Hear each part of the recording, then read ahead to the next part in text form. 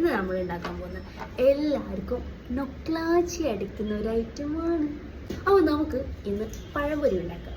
മാവ് നല്ല സൂപ്പർ കുട്ടപ്പൻ മാവ് ഇവിടെ റെഡി ആയിട്ടുണ്ട്. അതിലേക്ക് നമ്മുടെ പഴംപൊരി നമ്മളിങ്ങനെ ഇട്ട് അടുപ്പ് കത്തിച്ചില്ല. പ്രത്യേക ഫ്ലേവറും കൂടെ കിട്ടാൻ വേണ്ടി നമുക്ക് കുറച്ച് നെയ്യ് ആഡ് ചെയ്യാം.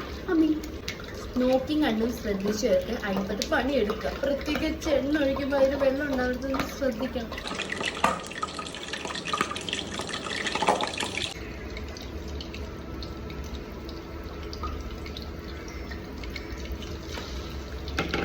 നമ്മുടെ വലിയ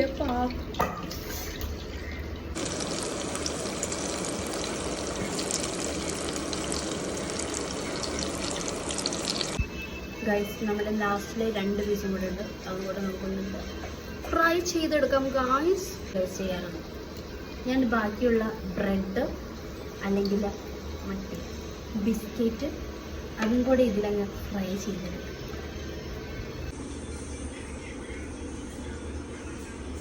നമുക്കിത് ടേസ്റ്റ് ചെയ്തെടുക്കാം. നെയ്യിൻ്റെ നല്ല ഫ്ലേവറും അതിനുള്ള നല്ല പഴുത്ത പഴങ്ങളും സൂപ്പർ ഗൈസ്, സൂപ്പർ.